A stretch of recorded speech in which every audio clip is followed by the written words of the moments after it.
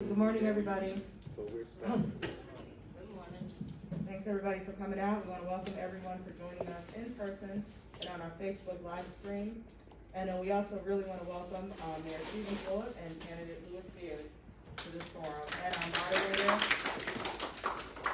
And our moderator, owner and publisher of Hudson County View, John Heinis, has been nice enough to moderate this event. So, I'm Jovina Johnson, president of the Journal Square Community Association.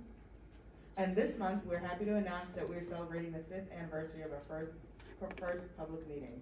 It was on October 14th, 2016 at the Old Bergman Church. We've had multiple meeting sites since then, and hopefully this will be our, final and last one. So many thanks to Hudson County Community College for hosting us, so there we go. Right now, we have 125 dues-paying members, and thank you to all of our members, and if you're not a member yet, you can join us by going to our website, jsqca.com, or there's applications right at the front. So feel free to grab one on your way out. We want to give you some fine print. We don't endorse any candidates, but we encourage all members and the public to participate in the political process. This is our third forum. We hope the forums are helping people make the most informed decisions about who they plan to vote for. Next Saturday is Bergen Square Day. It's a celebration of history and culture. It'll be from noon to 5 at Bergen Square, the intersection of Bergen and Academy, with vendors, music, nonprofits, and events at the Apple Tree House. We don't have a rain date, but right now it looks like 64 and sunny, so keep hope alive. Pray for nice weather, and if you'd like to volunteer to help out, please see James, the chair of our history committee, or email him at history@jsqca.com, and he'll be taking the mic real quick to make an announcement. So next month, we're going back to our regular scheduled meeting on the second Saturday of the month. We've had a few meetings just to get all the candidates out there at large, Ward C, and now our illustrious mayoral candidates. So it's going to be November 13th from 10 to 12 here. There won't be any guest speakers. We're going to give our committee chairs a chance to report on what they've been doing all year, and just see if we can garner some participation during that. And like I said, it'll encourage everyone to come more engaged and help keep our community clean, green, and safe. So it's my pleasure to turn this over to John Heinis, who will now moderate the forum and explain the rules, and everybody have fun.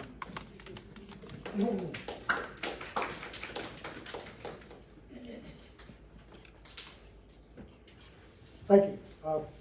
Much appreciated. Everybody was able to make it. Thank you for the Journal Square Community. The Journal Square Community Association. Thank you, Mayor Fulop. Thank you, Louis Spears, and thank you everybody watching on the stream. So I think we have pretty standard debate rules today. We're going to do a 2-minute opening for both candidates, and then each question is going to be a 2-minute answer and a 1-minute rebuttal. And we're going to go for about 2 hours. We're going to go to about 12 noon. So without further ado, I think we'll ready to open with Mayor Fulop.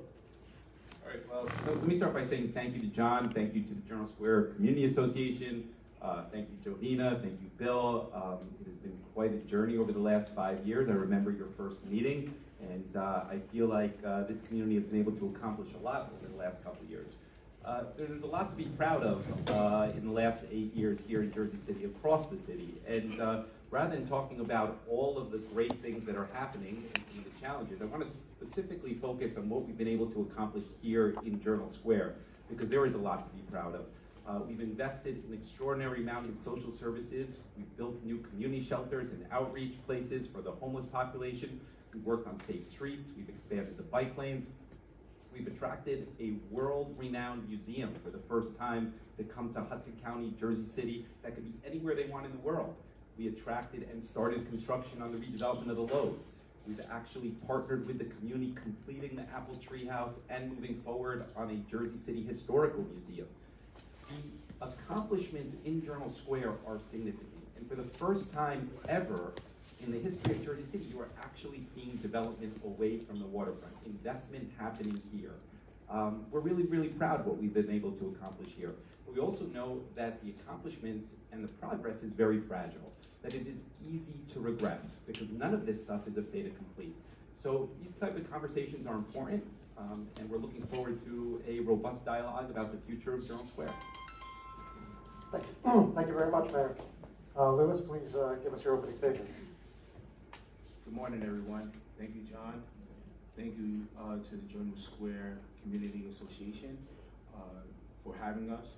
Thank you, Mayor Steven Fulop, for agreeing to sit here with the debate. You deserve to be here. That's the mantra that I told myself while sitting in the classrooms of Harvard University. You deserve to be here. To the young man who has lost his friend due to gun violence and feeling like there's no hope, I need him to know that he deserves to be here. To the teacher in the community who has been priced out of her community, I need her to know that she deserves to be here.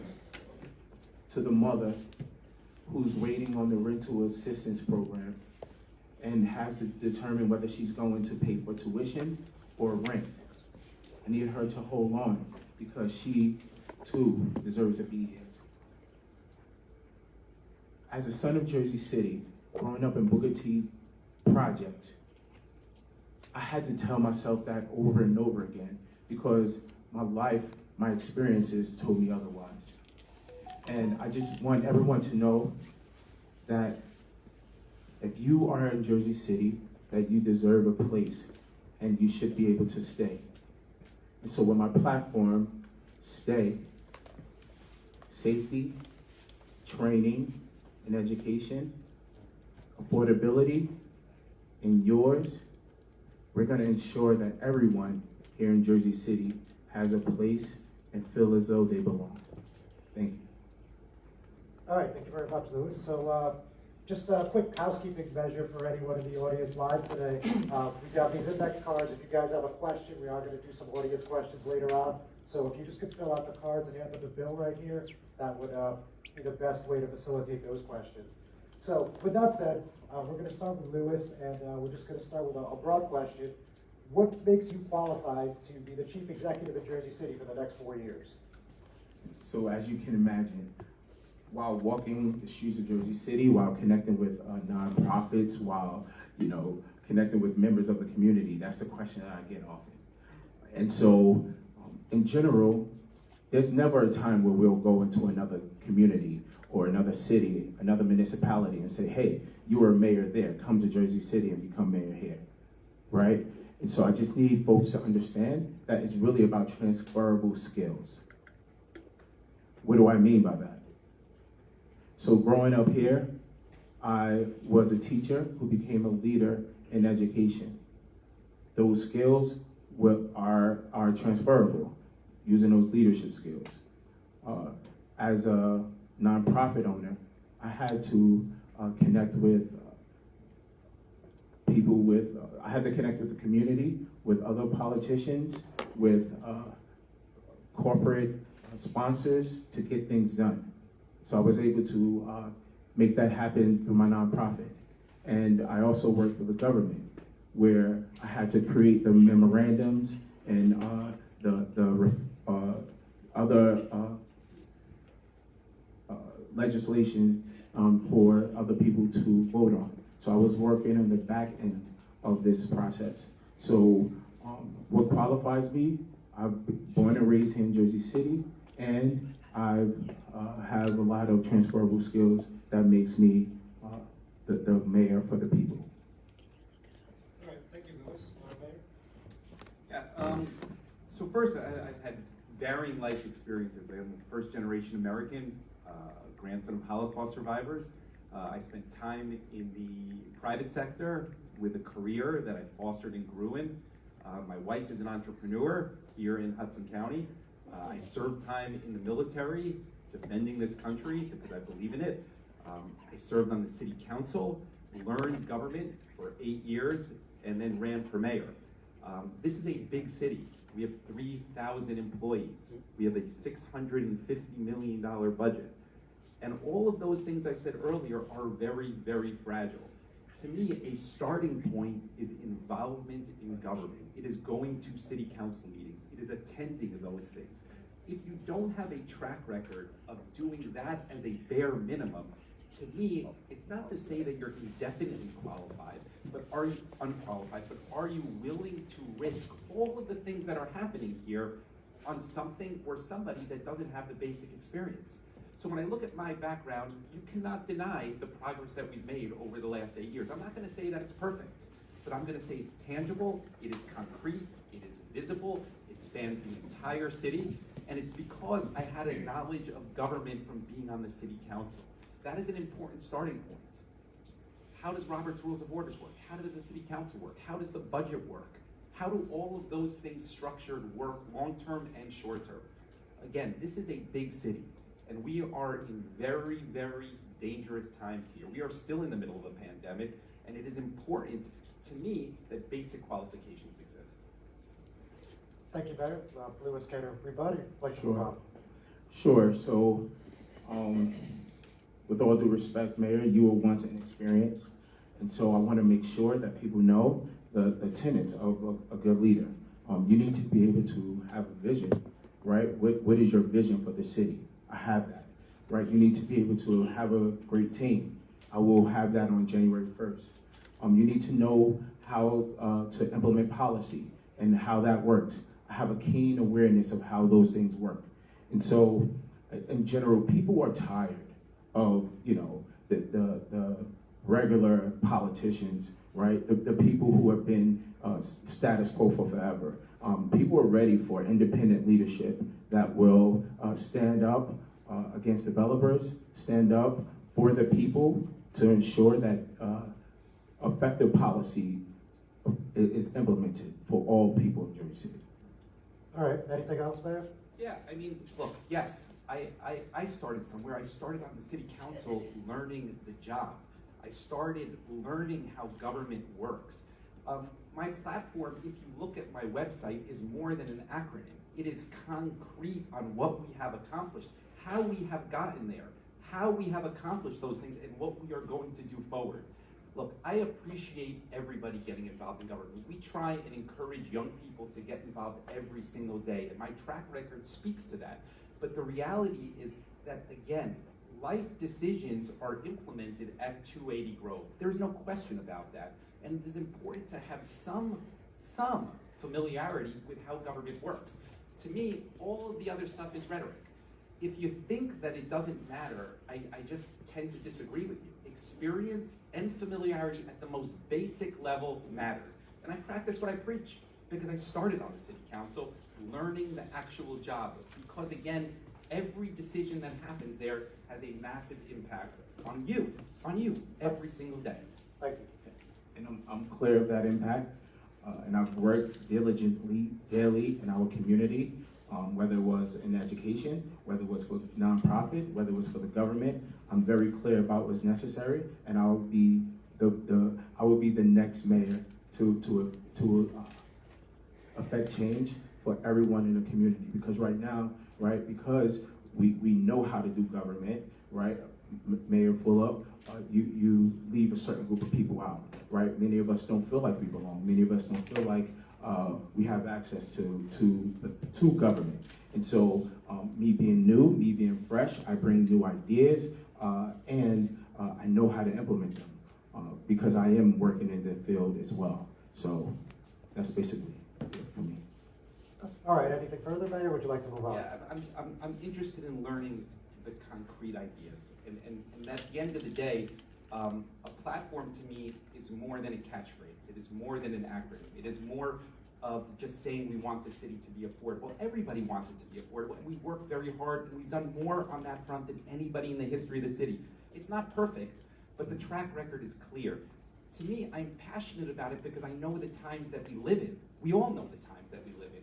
And we also know how large this city is and complicated it is. Running a small nonprofit is a great thing.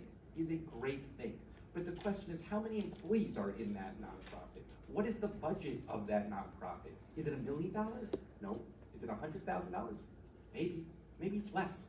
We have a $650 million budget with 3,000 employees that rely on you. To me, experience does matter. And I'll leave it at that.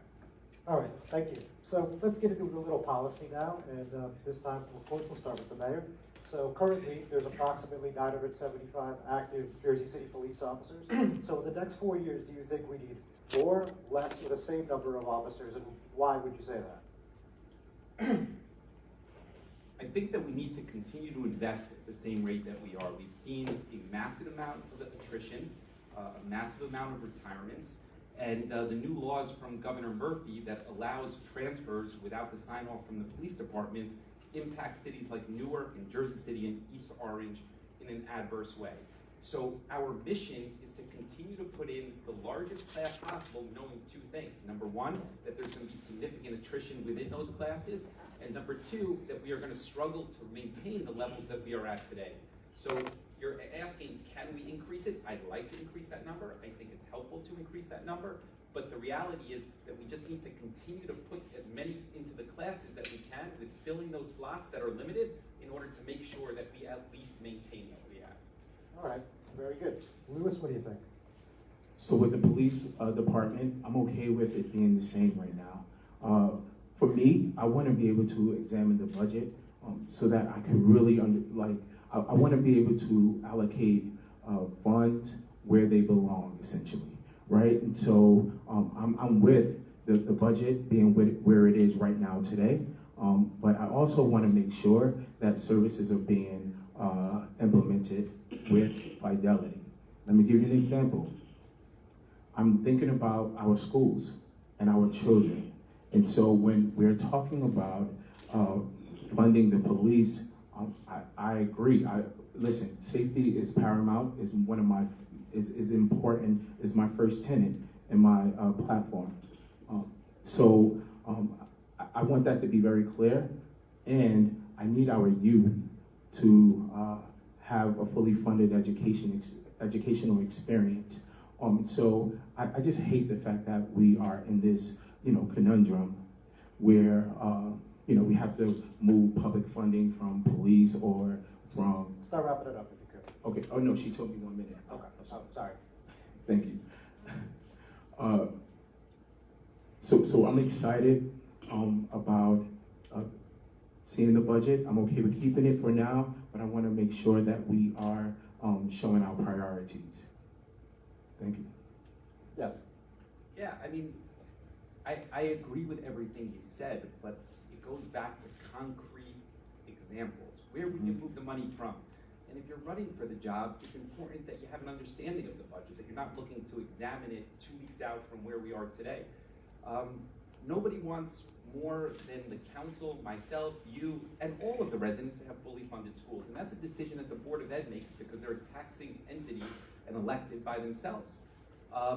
We have been supportive of the Board of Education more than any administration in the history of the city. We've allocated more money, we've done more to share services, we've allocated money from our MUA to repair their buildings, we've found ways to build new schools for the first time.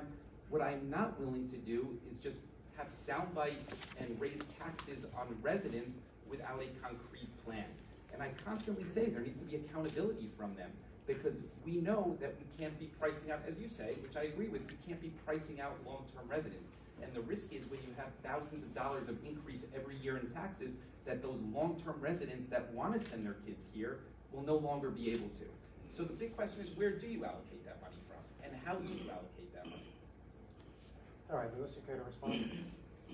So here's the deal.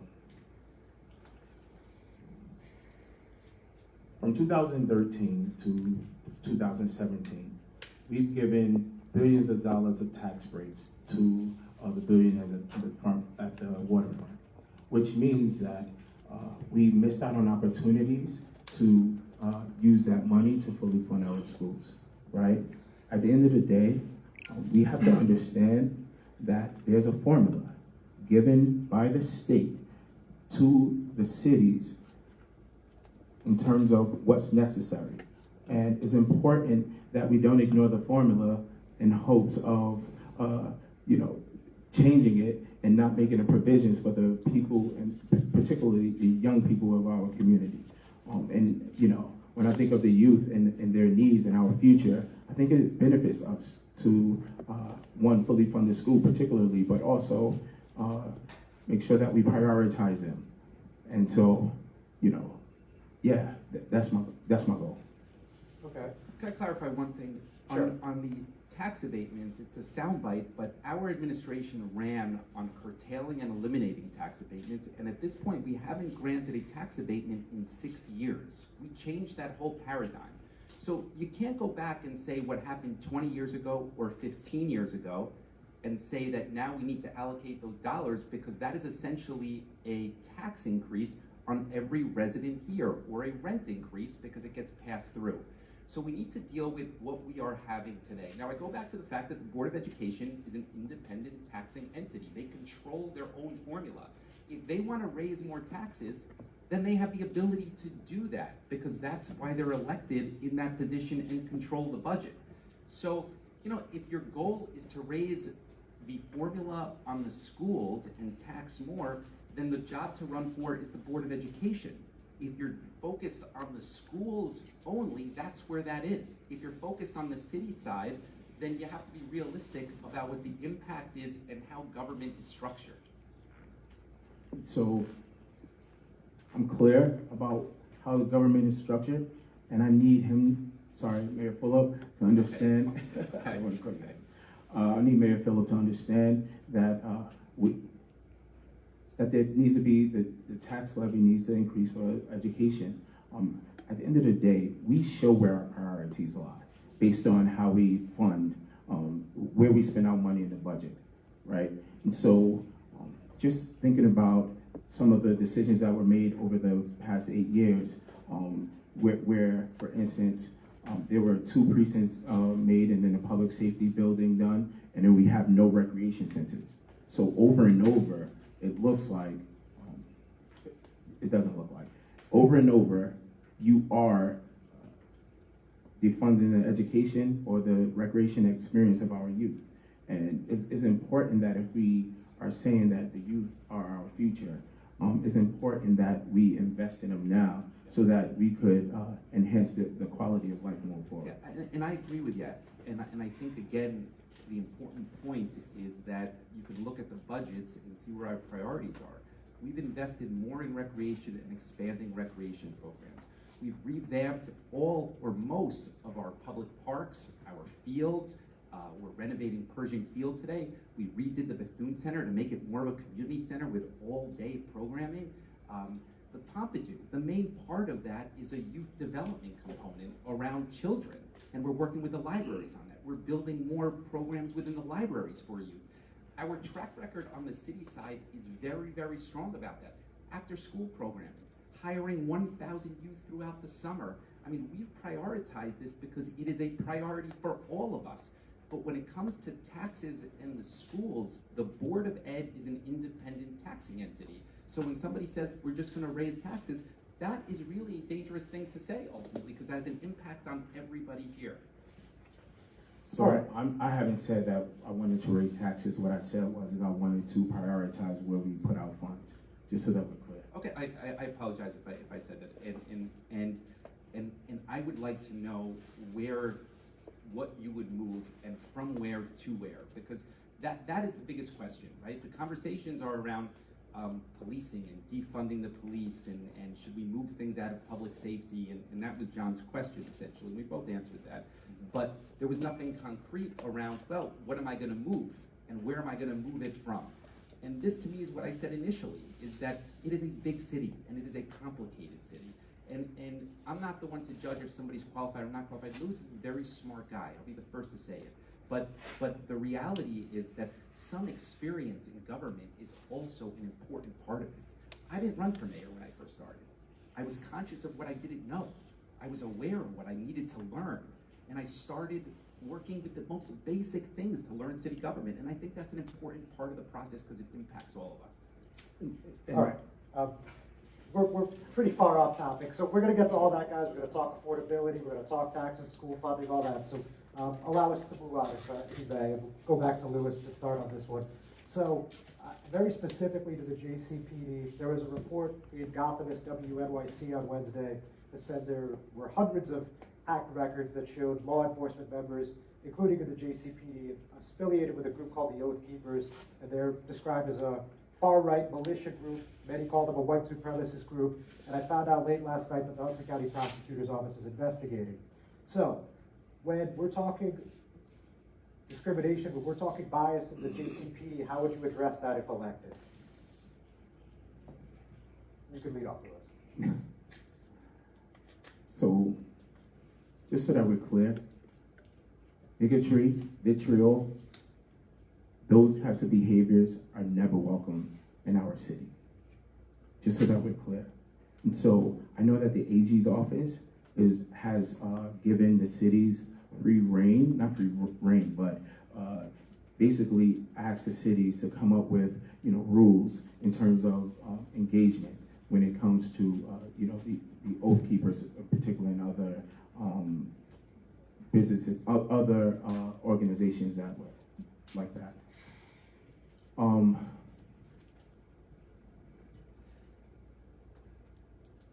I will ensure to work with the directors after they do research, and I will make sure to implement a very strict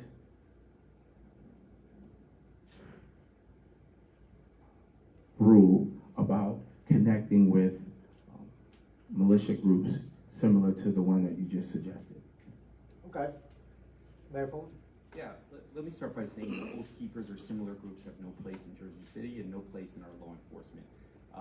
The AG did not give us carte blanche to decide what we were going to do with them. The Hudson County prosecutor is actually dealing with it in an investigation, and they are the chief law enforcement entity for the county. And that is the only reason that we haven't acted yet, is because we are not permitted to act yet. But once the facts are out there and verified, and not only from an anonymous website, we will take the appropriate action. Our track record on law enforcement is very strong. When we came in, the JCPD was predominantly Caucasian. We set up a systemic change to recruiting and how we recruited, and 70% of the officers we recruited have been minority. And now for the first time, the city and the JCPD reflects each other. And you can see that every single day. We are the only police department in the state that went outside of a civil service via consent decree to promote more minority officers into leadership, even though we knew we were probably going to get sued for it because we thought it was important. We were the first to kind of implement de-escalation training and be aggressive on that, and robust training. Our leader today in the JCPD is an African-American woman who has been in the JCPD for 20 years, and she is qualified beyond qualified. So, look, I'm not here to say that we're perfect, because no police department is perfect, and we have a lot of issues in our police department, but I really do think we do it better than most. And if there are confirmed Oath Keepers or any similar militia group, we will take appropriate action as soon as we are given the green light from the Hudson County Prosecutor's Office. Okay, anything further? Just to clarify, basically, that was basically what the AG said. He said that he would give it to us, and as long as it doesn't affect their First Amendment. And so I agree with you in terms of that, but hiring 70% of our new hires are people of color, but just hiring them for the sake of hiring them, that doesn't do anything for the community, really, right? And so I'm interested in seeing how will we use our police officers as public safety members, and really use their cultural backgrounds, really use their assets, maybe their things that they love to do as a barometer for how they engage with the community. I'll stop there. Thank you, Louis. And I think that's important. We have 300 plus officers now living in Jersey City for the first time. And that's largely because of how we recruited. I wish that civil service in New Jersey allowed us to promote whoever we want, but it's not the way it works. They have to take a test, they have to qualify via test, they get ranked via the state of New Jersey, then we have to go through that based on what the budget is. And with all of those parameters and limitations and obstacles, we have still done more than anybody else in the state of New Jersey. So we're on the right track. I'm not gonna say we're perfect, as I said earlier. There are a lot of challenges in policing in Jersey City and across the country, but we are definitely on the right track there. All right. So I have a question. Yeah. So in terms of that you had to work through the parameters to make, you know, the 70% diversity happen, you have to work through less parameters for your leadership, and about 80% of your leadership is white. So what is that about? Yeah, no, it's actually more difficult on the promotion front. So it's easier to hire. I'm talking about who you appointed. Well, the only appointed position in the JCPD. Oh no, not with the JCPD. I'm talking about with your in the government.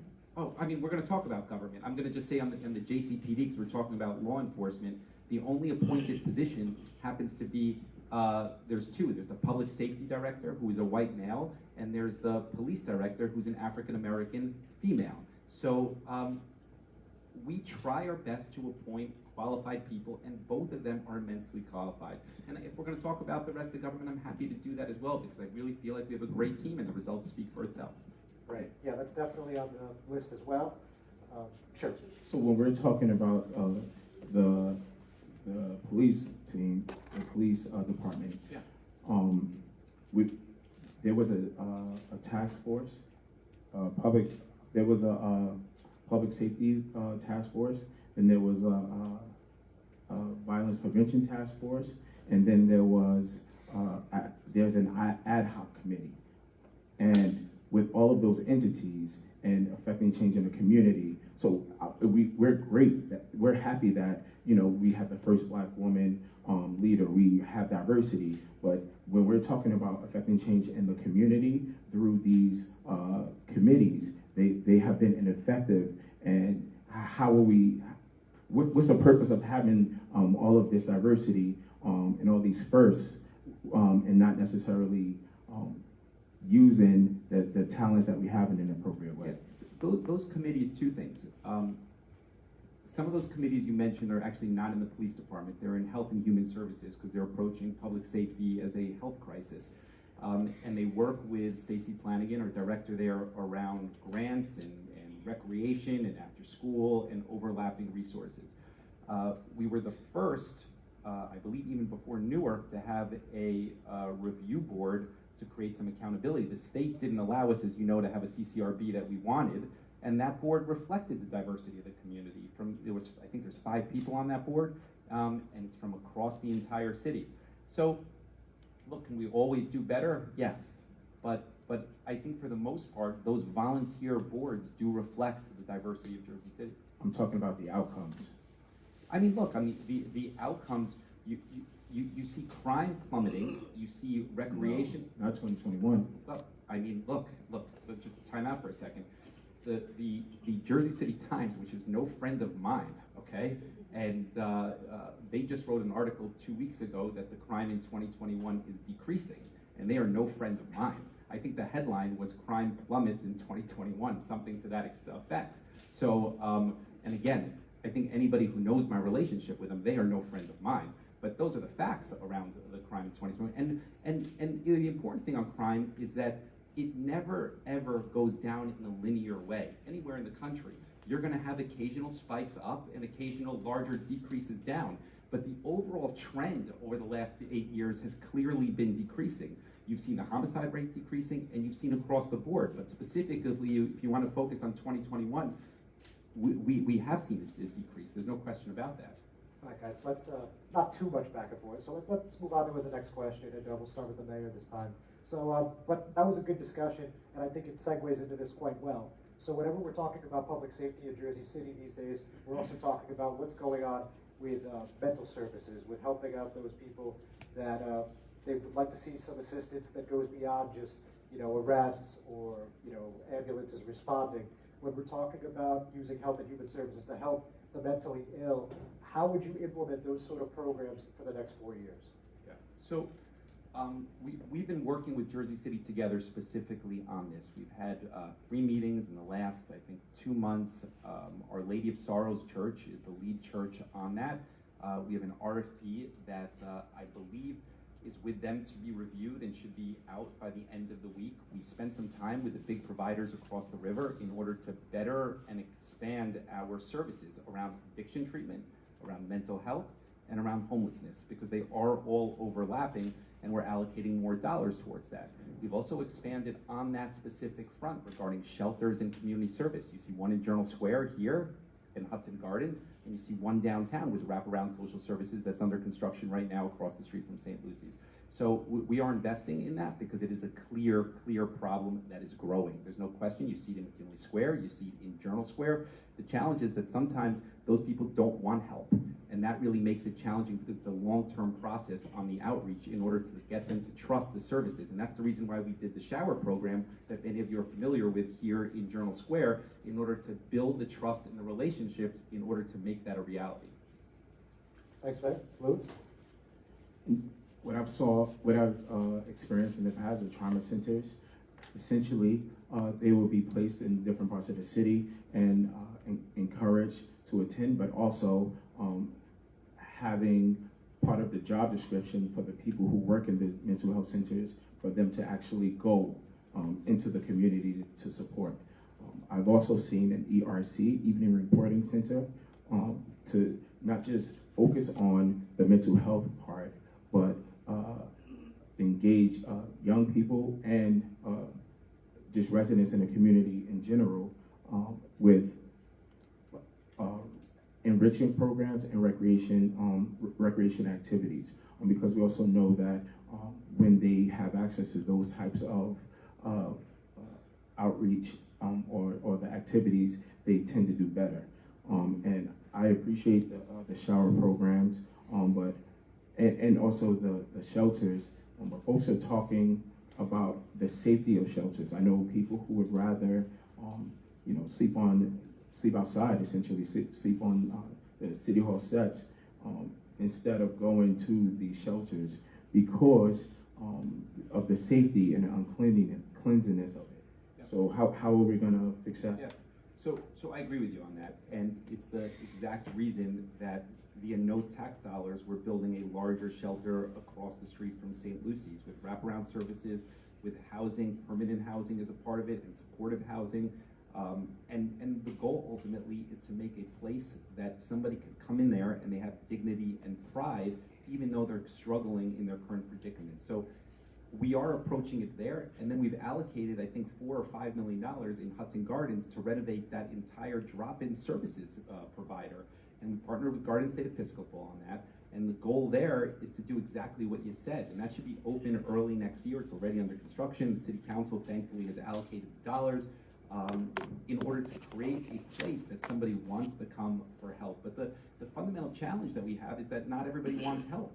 And we'll go out to them repeatedly and ask them, and often they don't want help. And you have the homelessness overlapping with the addiction issues often, and overlapping with the crime. And that's why we are working with Jersey City Together, and hopefully when we expand, because we put dollars into this, expand the providers that we have, we get better outcomes. Because right now, like cities across the country, we are definitely struggling on it. All right. Anything else? We just have two different approaches when it comes to this. My approach is to get into the community to affect change and not wait for folks to come to me. Well, I want to, we're in the communities. We have 2 mobile buses that go around the city that we started that actually go in set locations and actually do outreach. We provided Garden State Episcopal a grant for the last couple of years, and their sole job is to go out into the community and do outreach ultimately. So we're doing both. I think it's important to have places where people can go, but it's also important to have people have outreach, which I agree with you on, and we are doing both. There really isn't a difference of approach because we're doing both of them right now and expanding both, and it's something that's really important for us. All right, great. So let's switch gears. I think we spent sufficient time on this topic. Let's talk a little bit about affordable housing. So again, I'll give you guys a broad one to work with. In the next 4 years, what's your commitment to affordable housing, and how would you establish a plan to get there? And we'll start with those. So as you know, that's one of my tenets in my platform, affordable housing. I'm committed to ensuring that we have 20 of every 100 units built set aside for affordable housing, low and moderate income families. My goal is to ensure that there are mixed income units to offset some of the perceived, the expected shortcomings. I'm also interested in creating the affordable program for renters so that they have an option to buy. Definitely working in concert with programs that I've seen in the past, like NACA, to ensure that it's done with fidelity.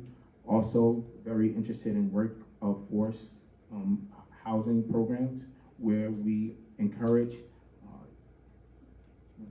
police officers, teachers, city workers who work for those entities to be able to afford affordable housing. Receive affordable housing assistance to ensure that they're able to stay here in Jersey City. I know that I know people who are, for instance, a firefighter. She just became one, and she is unable to live here in Jersey City because of her starting salary. And so we have the mandate or the requirement that people live here, but we don't necessarily have the infrastructure to ensure that they stay, or that they are able to afford to live here. And so I'll be working diligently to ensure that these affordable housing things are implemented. Thank you. Mayor? Yeah, affordable housing is the biggest challenge we have and the most important priority over the next 4 years, full stop on that. And it's important to have an ordinance that actually works, that actually gets affordable housing built. When you see the sound bites around 20% affordable housing, it begs the question, well, why not 25%? Why not 50%? Why not 80%? The reality is that if you look at where else in New Jersey, and this is the fundamental conversation we've had with fair share housing, when you look at the other municipalities that have enacted a 20% requirement or a 10% requirement, I'll point out Hoboken has a 10% requirement that Fair Share agreed to, and Newark has a 20%. The number of affordable units that have been built under those ordinances without a tax abatement, without a long-term tax abatement, is exactly 0, okay? So there is a choice that residents have to make because there's a financial reality. If mayors prior to us were very generous with zoning and people can build large buildings by right, there is no requirement for them to put the affordable housing in there. And if it doesn't pencil out because the ordinance doesn't work financially, nothing will be built ultimately. We are very, very close. We are on the goal line with an ordinance that I think is acceptable to fair share housing on requirements and is acceptable to the city council. We've had a lot of meetings. Probably could go in front of the city council in the next 2 weeks, and the only reason it's not going in the next 2 weeks is because I said to Fair Share Housing that I don't want it to seem political. This is the most important thing that we are doing, and I don't want it to feel like we're doing it just a week before the election because we really worked hard on this.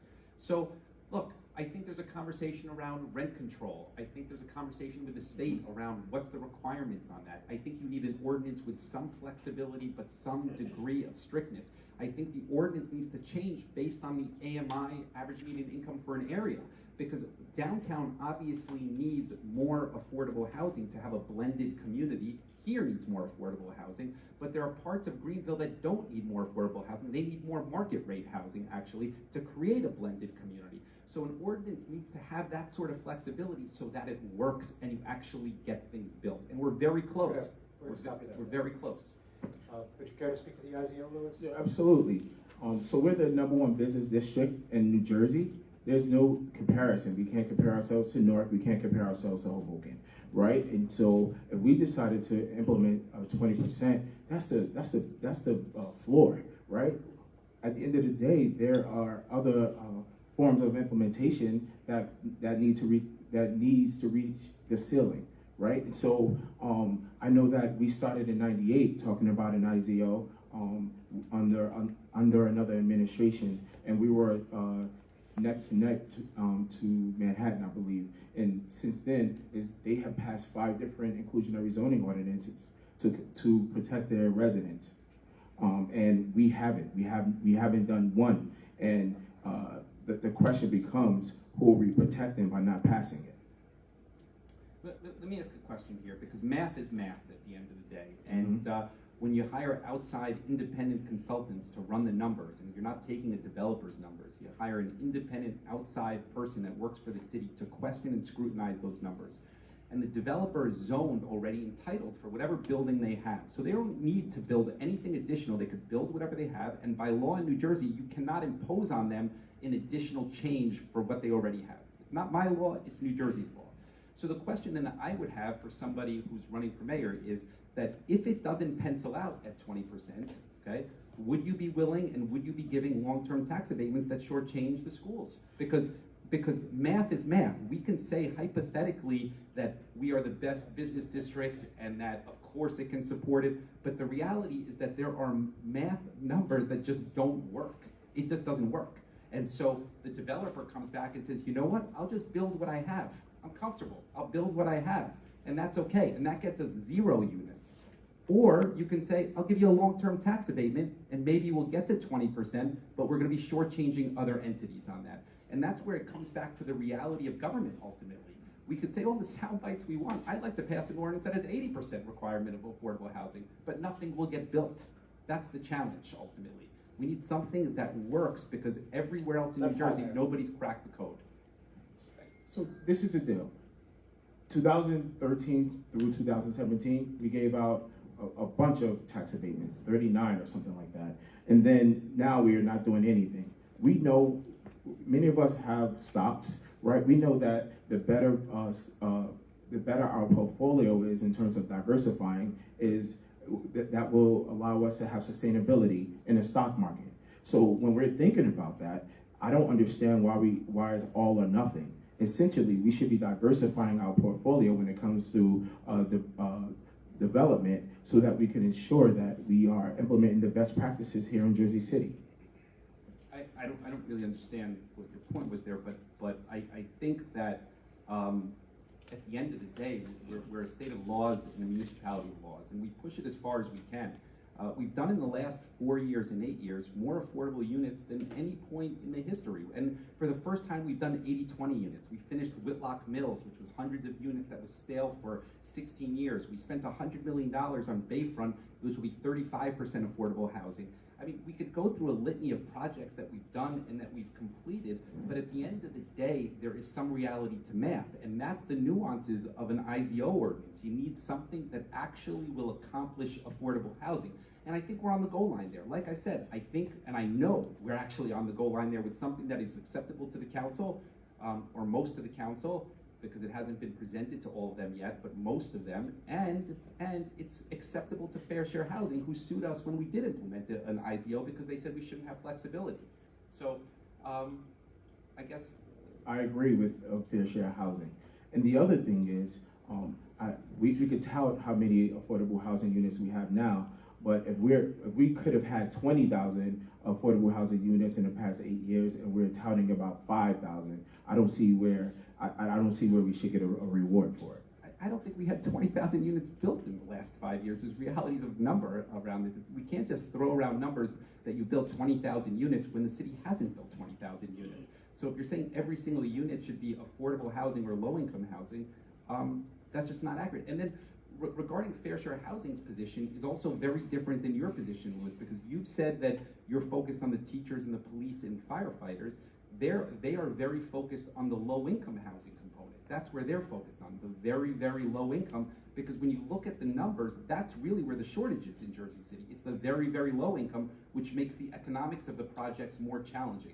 And that's the code that we're all trying to crack together ultimately, and I think we're very close to it. But the proof is in the pudding, because you want things to be built. That's really what you want. You want affordable housing to be constructed. And like I said, nobody has been able to do it in New Jersey without a long-term tax abatement and subsidies from the state of New Jersey, because that's how financially challenging New Jersey is from a cost standpoint. All right, great. So let's talk specific long-scale project. I think everyone at Journal Square would like to hear a little bit about the Pompidou. So we'll start with Lewis on this one. So when we're talking about the financial dynamics of this, when we're talking about making economic opportunities for our local residents, working with the state, who has already made a commitment to fund part of this project. And then, of course, working with the French government, who has already, of course, made a commitment to this project. How would you roll out this program over the next 4 years if elected? So for starters, we need to ensure that we have a robust inclusionary zoning ordinance immediately. Why? Because when the Pompidou Center is built, folks essentially, right, like the real estate is going to increase. And with that happens, rent goes up, right? So we want to make sure that we protect the people who live here right now. That we need to ensure that jobs for Jersey City residents is a priority, right? With a track towards leadership, right? Like, it doesn't help that if all of our leadership is from France and the workers are just from Jersey City. We need to make sure that we are inclusive when it comes to that. And then also, working with the schools and the city, I want to ensure that they have access to the Pompidou Center in a way that it isn't separate from what they know and love already. So what do I mean? Their art curriculum should partner with the Pompidou curriculum so that we can ensure that there's a robust experience and that it's not just something, a separate entity altogether. And, just in general, I'm really frustrated by the Pompidou Center in many ways, but one particular way is because I don't feel like we respect our resident artists who are here. And we have $12 million to give to those folks, to Pompidou, but we haven't been vigilant about supporting the artists who are from here and who have done the work in our community. I would love to see a partnership with the people in our community, not with Pompidou, but with one another, right? And really fund those projects in a robust way so that we don't have struggling artists living among us, and that they could really support our community in an authentic way. All right, Mayor, what do you think?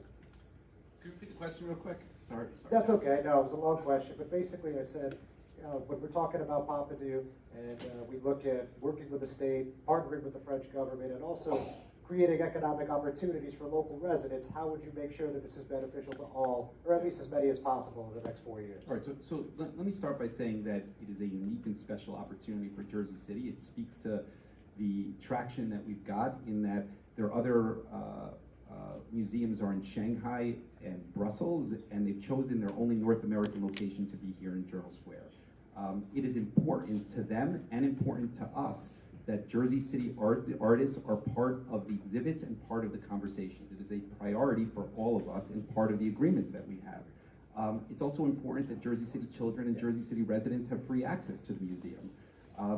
This will act as a catalyst, as another catalyst for Journal Square and for Jersey City that will spark small businesses in the area, coffee shops, restaurants, and I do agree with something that Louis said, that it is very, very important that we have a good inclusionary zoning ordinance prior to that, which I know we will have. And it's also important that there is some sort of understanding, which we're working towards a tax around the larger buildings in this area so that they could carry some of the additional burden around the cost, being that they stand to benefit from a real estate standpoint. So those are two things that I do agree with him on. Well, the second part, the first part, but the importance is overlapping with the libraries, with the schools, and the housing authority to make sure kids have the opportunities and access there. And I think that's the shared goal from the Pompidou and from the city.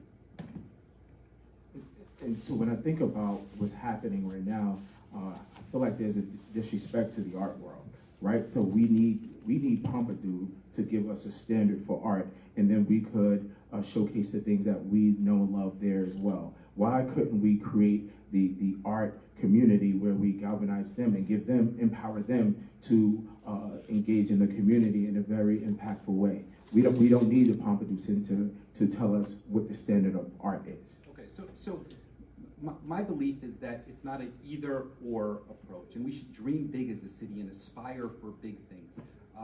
The reality is showing in Jersey City some of the most renowned artists that ever lived is a great opportunity to expand the horizons of our kids. Make no mistake about it. It's not an either or. To have the opportunity to show Picasso or Van Gogh in Journal Square, where a Jersey City child can actually see that, is something very, very special. Now, on the local artists, no administration has done more to support the local artists than our administration. We were the first and only in the country to put an arts trust fund in place that really is participatory budgeting, where it is controlled by the people on where those dollars are allocated towards the artists. We've actually used the private sector to build new facilities for some of our larger art nonprofit. Nimbus has a new facility thanks to us leveraging development to create it. Art House Production, thanks to us leveraging development to create that. I mean, the list goes on how we've supported arts, because I've always said that arts and culture is the backbone of making a place a desirable place to live, and our track record is strong, but it is not an either-or approach. And when you have an opportunity at a world-renowned institution, the largest collection of contemporary art in all of Europe, that's who we're talking about. Think about that for a second. Coming to Journal Square. So just so that we're clear, right? The approach isn't either or. It's really about where we value and who we value in this space. And that's what I'm talking about. I get that Van Gogh and all of them, but we're saying that that's the standard of art, and we want you to be exposed to that. At the end of the day, we have our poster children, right? Jersey City Arts, Nimbus, right? We have our poster children when it comes to art. But the reality is that there are so many other artists who have great skill sets, who have the ability to lead, who have the know-how to, connect communities, and they haven't been given a chance. So that's the bigger issue. And so we had $12 million to give to Pompidou. I don't see why we had to pay the extra taxes for every resident to ensure that art is being implemented. Well, so first of all, it's not $12 million, because with ticket sales and state money, it's much less and it's minimal. But the reality is that we agree it's not an either or, and I hope the next Picasso is living here right now in Jersey City. I don't know the answer to that, but I do want our children to be exposed to some of the greatest artists that ever lived, and also be exposed to some of the local artists that are doing phenomenal things, both of them. And I think from a city, we are doing that. Look at the Arts Trust Fund. I mean, we pushed that with the Arts Council, and it's being replicated across the country. The Arts Council can tell you that we have had phone calls from as far out as Honolulu asking us, how do you implement something similar to that? There is a reason that the arts has been booming in Jersey City, is because us as a city has been supportive of it. And our track record there is very, very strong, both locally and internationally, which I think is important for a world-class city that we pride ourselves on being and aspiring to be. All I'm saying is, I don't think that we should have to pay for taxes if we have money to support Pompidou. That's all I'm saying. But again, we got to deal with numbers and facts. Is that you can't throw around $12 million when it's not $12 million. And the state of New Jersey made the largest commitment of anything, Governor Murphy, of anything they did in the last budget towards this project in Journal Square, because they understand the significance of it for Jersey City, for the state, and for the country. I mean, that's a decision not done by us, it's done by Governor Murphy, and the proof is in that. It's a validation. We would be foolish to turn our backs on something like that. Foolish. But we're not. We're saying we can do both. We can support both. And I'm very proud that we're doing that. I personally don't see that added value, but I could understand why you would make that argument. All right, thanks, guys. So let's move on. Obviously, it's no secret that the Jersey City Public Schools are in a funding crisis. It's been ongoing for who knows how many years, probably a few decades now. And certainly, they're looking for all the help they could get. It looks like they're probably going to lose over $100 million from the state again next year. So if elected, what would you do? What would be your commitment or your plan to fund the schools in that term? So in general, I feel responsible as the next mayor to ensure that our schools are fully funded. That's the difference between Mayor Fulop and I feel responsible for it. Cannabis, I know that the cannabis tax is coming. So we thank goodness that our council people voted on that. When we're talking about payroll taxes, I think that we should look at that to see how we could support our schools using that fund. And then also, partnering, and I know that right now in the city, there's a lot of shared services That's pretty cool. But in general, I want to make sure that we encourage the schools and even as a city to support them in finding grant programs where they could supplement some of the learning in the building. So for instance, if a school decides to become a STEM magnet program or something like that, they will receive additional funding from a grant, and that will supplement the monies that will come into the schools. So that's the way that we could support the schools from the city's perspective. Thanks, Lewis. How do you see it, Mayor? Look, we'll go back to what I said earlier, that they have a $1 billion, approaching a $1 billion budget, much larger than the city's budget, is the school's budget. And at the end of the day, there needs to be some accountability there. If you're interested in raising taxes here and just handing a blank check to the schools, then you should be probably running for the school board if that is your priority. From the city's standpoint, we have focused on doing projects and creating accountability. We are remediating the lead at a cost of $14 million to the Jersey City taxpayers, even though it's within the school's responsibility by definition, but they're all of our kids and we need to make sure that they're safe. So we stepped up into that. We built a new PS16 annex. We figured out how to do that in order to facilitate that. And we're doing that in other places. The cannabis tax, again, we implemented that. It came from our administration, but it's a Band-Aid. It's gonna be like $1 million out of another reduction of $100 million. That's not a solution. The payroll tax, we implemented that because we're looking for ways to solve the budget crisis. Going forward, you need to look at shared services. You need to let the lawsuit play out where the Board of Ed sued the state for the unfair cuts, and you need to look to next year to solve some of the gaps in the near term. We've spoken to Franklin Walker about the city acquiring Cave-In Point the same way that Charlie Epps did it from Brett Schundler in the 1990s, and we would renovate it and they would still have access to it. And that would be an easy way with accountability that we could be responsible to the taxpayers in order to get them some money. We're waiting on an appraisal on that. We offered to acquire the building at Claremont so that there's some accountability, and we said we'll give you a 20-year lease at $1 a year. You could stay there. I just need to be able to look at the taxpayers of Jersey City and say that we're just not giving you $20 million. Here's an asset that 4 mayors from me will actually deal with, but it is a responsible thing to do. We looked at some of the services regarding sanitation and janitorial services, and we made recommendations on that, where you could say 10, 15, 20 million. But at the end of the day, to say that again, there needs to be some willingness from the Board of Ed to make some tough decisions, and that's where we are. So here's the reality. Just because, so in the past, we made a mistake, so it's like, no, it wasn't a mistake, I'm sorry. In the past, we decided not to fully fund our schools based on the real estate deals. So now we're just supposed to forget about it. It is not important.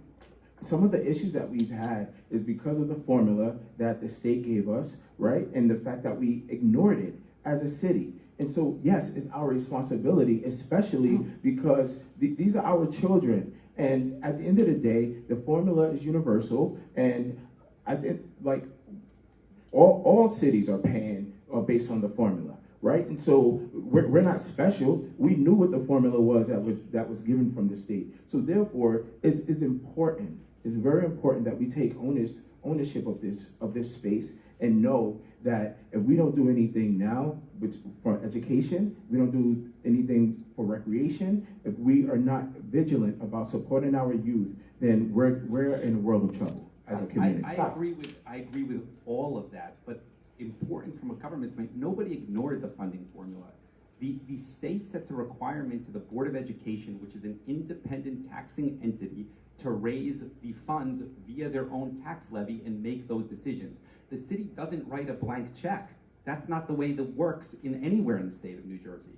It comes from the Board of Ed directly to the taxpayers. And ultimately, the Board of Ed didn't do that for decades because Governor Christie had a cap on what they were permitted to raise it every single year. So they were caught in this no man's land where they couldn't raise enough to cover what the formula was. But it wasn't the city doing anything on that. So you're left with the reality of where we are today. We're getting funding cuts from the state, and there is a formula that we need to ultimately fulfill. I agree with that.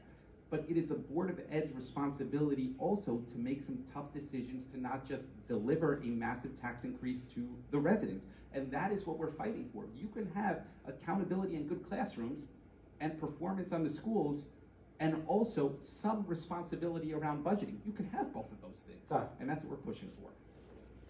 Oh, sorry, I can say That's something. okay. Oh, no, I thought you told me I couldn't say. I can say something. You can. All right. So here's the deal. The Board of Ed, just like the city government, we are under that.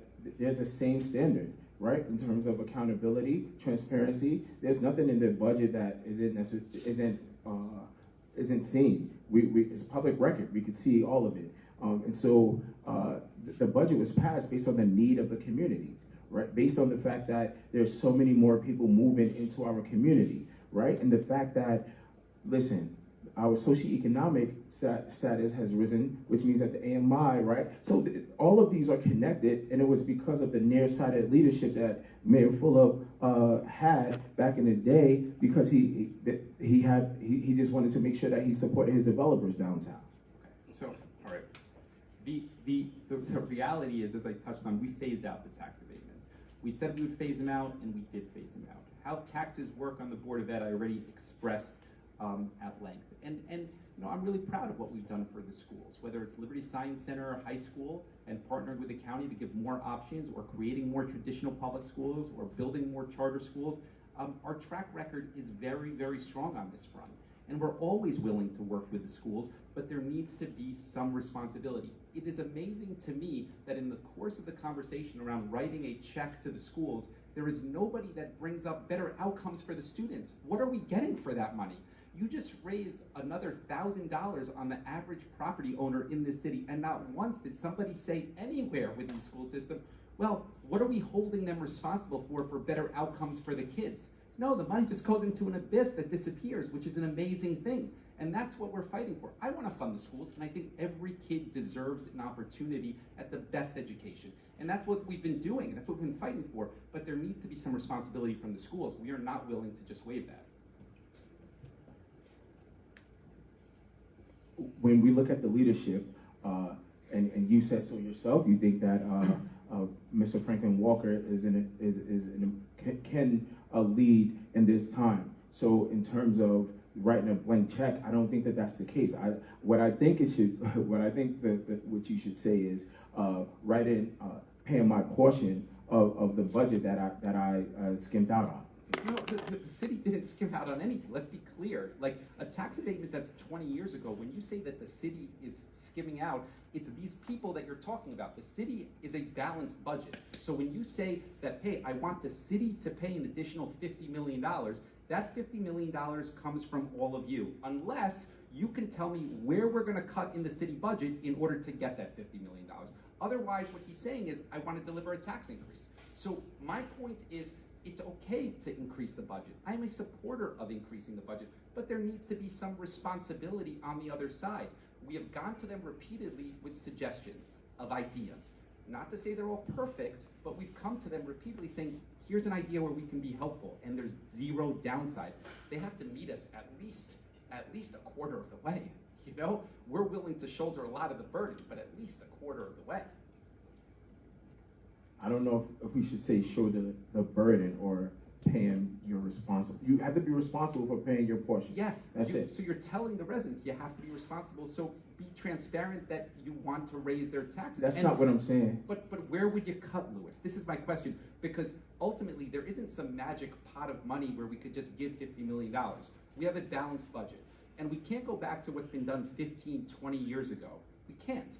And you also see that the attendance and enrollment in the schools is not increasing at some dramatic rate like what the budget is. It begs a lot of questions around accountability and responsibility and outcomes. So all I'm saying is, here we are, $100 million last year, $100 million this year, and not once did anybody say, well, are the kids really going to get better outcomes, and how are we holding them responsible for that? And that's my problem, ultimately. That is my problem in this whole conversation. And I'm vocal about it because I'm not willing to accept mediocre outcomes for the kids regardless of where they live. I'm not. All right, guys, thank you very much. That was very We're just entertaining. gonna have two different ideas on this one. All right, very good. That was certainly not a boring topic. So we're just going to take a real quick break, maybe 2-3 minutes, and when we come back, we're going to tackle all these very interesting audience questions. So just a quick recess.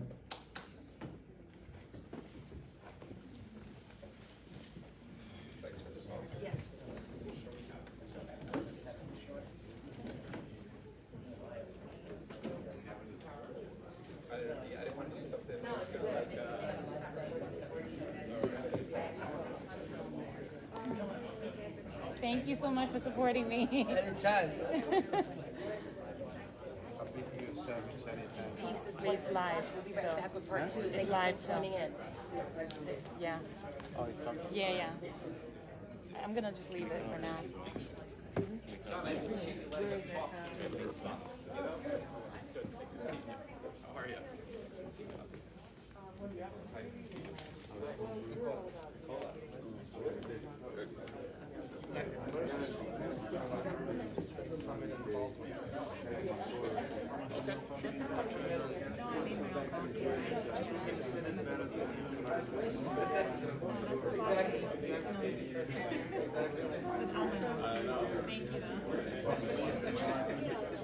I used to be on the board.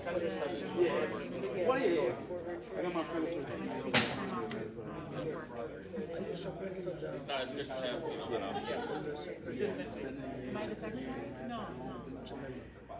I was, well, now I'm a member. I was a board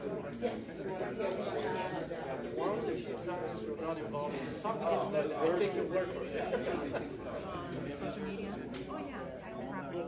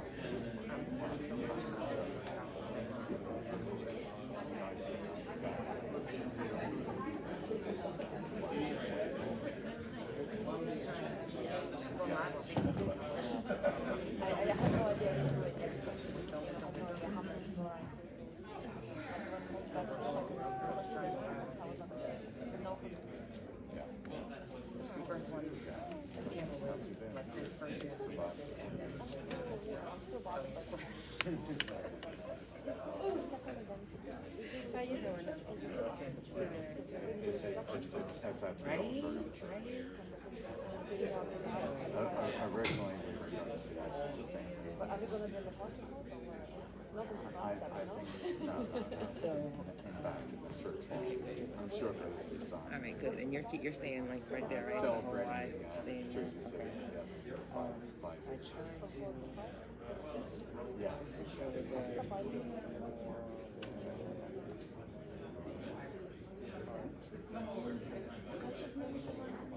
So this is the Jones Square.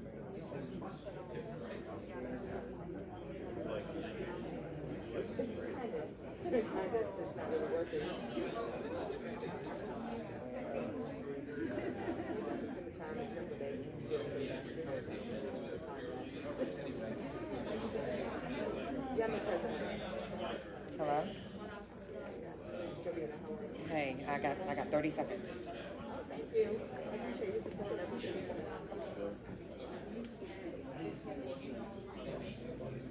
I'm still there? I thought I stopped it, sorry. Thank you. Fuck.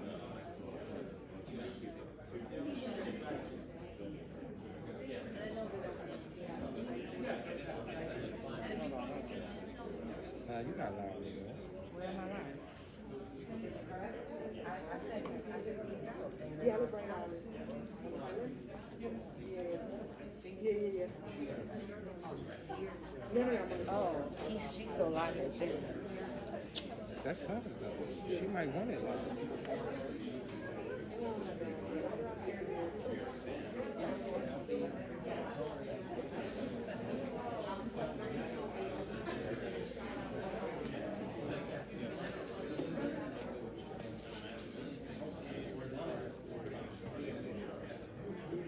Should have paused it, right? It's all right. And you just have to. I'll bring it up. We're gonna try to get started. But thank you. What is this? I'm working on it. Journal Square Neighborhood Association? All right, ladies and gentlemen, can we get back to our seats and get ready to resume?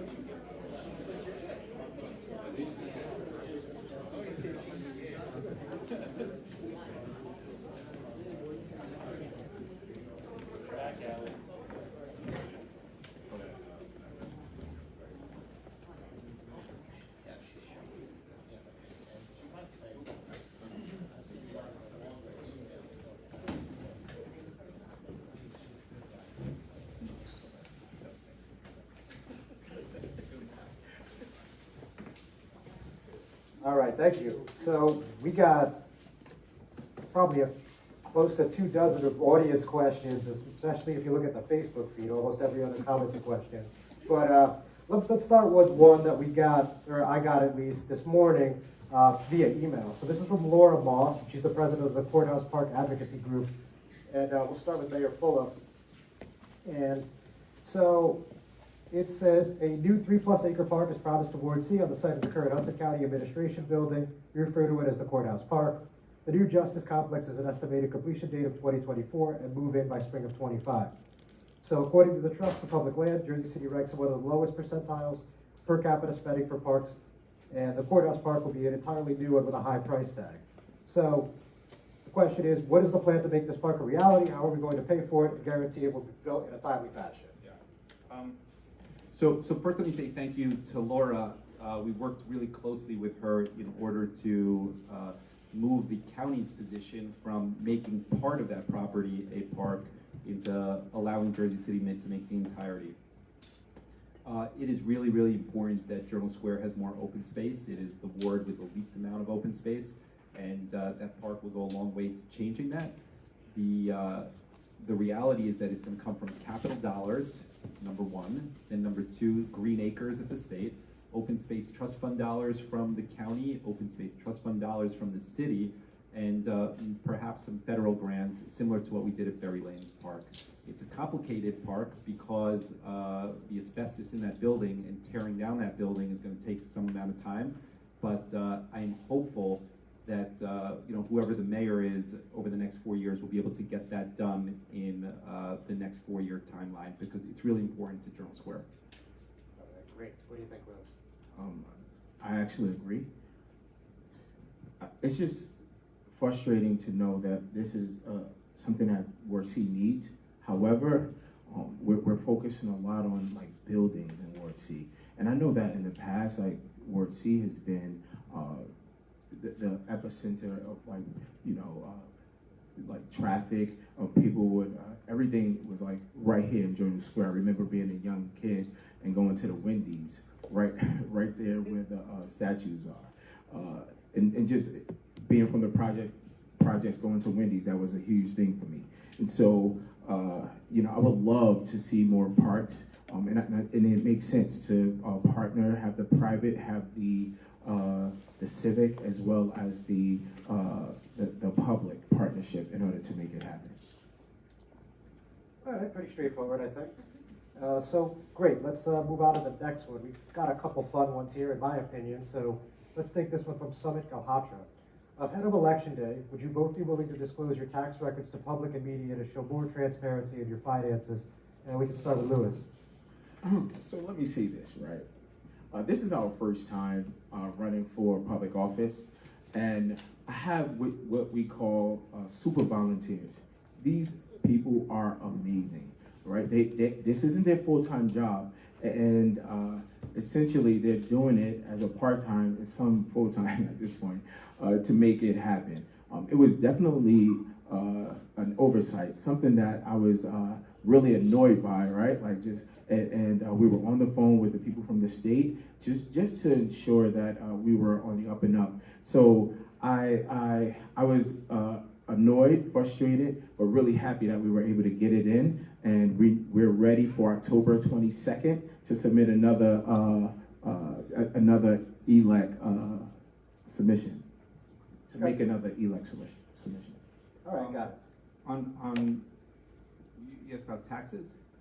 Yeah, he said, would you be willing to disclose your tax records to public and media to show more transparency in your finances? Personal finances? Yeah, let me just say, Sorry. I'll go back to you in a second. Hold on. I think Lewis is probably in a similar situation that I am, in the sense that my wife is a successful business person. I'm very proud of her. And those types of decisions would need to be a part of. So I wouldn't be in a position today to have that conversation. And I'm all for transparency and following the guidelines and the laws, but that's a broader conversation that I never really thought of before. Right. So my wife, who just entered the room with my two young boys, she started her own business as a pediatrician here in Jersey City, and so I don't see what the purpose of showing my taxes will be, but if it makes sense and if it will add to accountability and transparency, I don't see why we wouldn't. Okay, great. So we have a couple questions here asking, or actually basically asserting that the mayor has said that in 2013 he was only going to run for 2 terms. This would be his 3rd term. So just so that it's a question that's fair to both candidates, if elected, can you make a commitment that in the next 4 years you won't seek higher office? We'll start with the mayor. Repeat the question again. In the next 4 years, if I won't seek higher office? Yeah. No, I don't know what the next 4 years will entail. I'm going to finish whatever I committed for here for 4 years. I will not leave this job early for any open position, and I'm committed to completing what I started here. And when I ran for office, I had full intentions of only 2 terms. Some of the projects that I really wanted to see to completion have been challenging to get moving, because I underappreciated sometimes how slow other levels of government move. And so we're running again, and we're going to let the voters decide. Yeah, Fulop, I have to call you out on this. You were running for governor in 2013, right? So what they were asking is if you're not going to run again. I think the question, and I think you should be honest with the people, that if you have like higher pursuits, is important just to be transparent. Look, my number 1 priority, Lewis, first of all, I never declared I was running for governor, okay? I clearly thought about it and then ultimately decided not to run, okay? And I was one of the first to endorse Phil Murphy for governor. And I said I was committed here and staying here. I don't know what tomorrow will bring. I'm committed to this job and finishing this job and doing it properly. And, I'm not gonna say that anything other than the fact that this is where I'm gonna be. And we're gonna finish it properly, and I'm not gonna run for any other higher office that I'm gonna leave here for. All right. And we talked about this briefly, but I think this is a little more specific. What is your policy to address homelessness in Jersey City, and specifically around Journal Square? And we'll start with Lewis. So with homelessness, I believe we represent 53% of the county's homelessness numbers here in Jersey City. And so when I think about that, I believe that when we're talking about the inclusionary zoning ordinance, that we need to, and we're talking about low to moderate income, that should be something that we focus on. I think that we can honestly eradicate homelessness here in Jersey City with intent, with policy, and with funds. At the end of the day, I appreciate the showers and I appreciate the shelters because there's a place for it. But if we're going to be serious about affecting change in our city in a real, authentic way, and not just throwing, money or like short-term ideas, that I think it's important that we create a sustainable plan, and which includes the inclusionary zoning ordinance and making sure that some of the wraparound services that they have access to those wraparound services, mental health, job placement, job preparation, those things that are important to the sustainability of a community, right? Because when we think about homelessness, and obviously, yes, it's an eyesore, right? But bigger than that, homelessness is a byproduct of us as a community, us as a group of folks, not necessarily taking care of our most vulnerable of the population. And so I want to be really vigilant about creating policy that will affect long-term change for homeless people. Yeah. Thank you. I think we had a pretty good conversation about this earlier, and I mentioned how we're working with Jersey City Together and RFP, and we spent some time across the river with the larger providers. Ultimately, it's an acknowledgement that homelessness and mental health issues and addiction issues often overlap.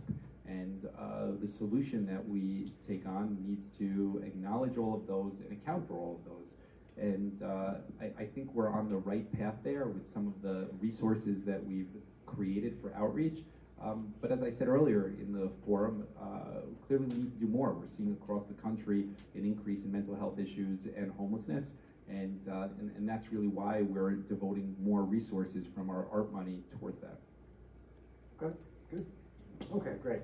So we also have a lot of questions here about taxes, so let me try to condense those on the fly here. So in the past several years, Jersey City has boasted either no municipal tax increase or even in this year's case, a municipal tax decrease. However, residents are still dealing with what has become popularly known as the water tax. So in the next term, or the future term, can you make a commitment that there will not be, quote unquote, any hidden taxes for residents? You want to start or you want to start? That's your question. Good start, Aaron. Okay, yeah, I think you're right. So I think the intent, and I'll be the first to say I made some mistakes on the, the water fee or water tax. I made mistakes not with the goal. The goal was to make sure that every tax abated building and every resident pays their fair share for garbage collection. And today that doesn't exist throughout the city. There's 50,000 units that don't pay like everybody else. And by moving that was a way to get everybody to pay their fair share. My mistakes were twofold. Number one was the timing. People saw an average increase of $250 and they didn't see the decrease of $1,000 in their tax bill simultaneously, so obviously it made people mad.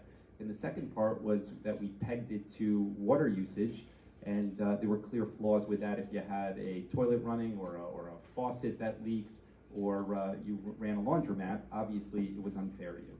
So we put the brakes on it, and I think we're close to a formula that will work. It will no longer be pegged to the water tax, to the water bill, and it'll be a flat fee. We're hoping, and I think that it'll come in somewhere around $13 per unit, which I think is very, very reasonable, and ultimately it will equate to a decrease to everybody. But the goal is to get everybody to pay their fair share, and I think that the intent was good, but like often happens in government, there are mistakes, and we gotta learn from them, and this was a good example of that. Lewis? So the MUA was rushed, and there was no real consideration for the regular person. The additional $300 was at least for me, it made a difference, right? Like it was during the time where I'm sending my sons to school and I had to buy a uniform, and that was a shock to the system in terms of our budget, because right, well, when we didn't know that money was being taken out, it did something. And then around the same time, the art tax, right, and that there was an increase there. And then even during the response during Hurricane Ida. So we had 3 different things happening all at once. And I know for me, even now, it's difficult. They put the money in escrow or something like that. And so I appreciate I appreciate you being committed to stopping the fee, but I think it's important that we refund the fee back to the people of our great city. It was unfairly done, and I don't think that we should have to pay for your mistakes. Well, I don't think it was unfairly done. I think we could have done it better. Like I said, I think the intent that most people would agree with is that everybody should pay their fair share, and you have 50,000 people that don't. The increase in the water bill was offset by a decrease of $1,000 in your taxes. And I wish those things were delivered at the same day, because then I think residents would have been able to kind of see the exchange that happened there. And like I said, I mean, that was a mistake that we could have executed a little better, but the intent ultimately is the right thing, where I still believe that tax-abated buildings should be paying for garbage collection like everybody else in the city. The premise of what we were trying to do was 100%, I believe, in the best intention of the city. With regards to the arts tax, I mean, that tax, again, was the first time implemented in the country, and it wasn't something that I unilaterally decided. We put it on a referendum for the public to decide, and the public voted overwhelmingly to approve that. And of course, there's going to be growing pains anytime you implement a new policy. Mistakes happen. That's clear in every part of life. Nobody in this room is mistake-free. But we correct it, and we move forward ultimately on that. On Hurricane Ida, I mean, we were the most vocal in the state with regards to making sure that we were included in FEMA. I think you could Google that and acknowledge that, but we weren't included initially. It was our voice from the council and the administration that was vocal in pushing Governor Murphy to be more vocal, because we weren't included initially. So, you know, I think mistakes happen in government. They do, and you try to learn from them and minimize the impact, but often you got to take a step back and say, what did we learn and what was the intent of it? And if the intent is proper, you need to learn from it and build based on that ultimate goal. Okay, so quite a few more, going at a good pace here. So when we're talking about responsible development, what can you tell us about your responsible development plan for the next 4 years that would show us that the residents will come first, not the interested developers? We'll start with Lewis.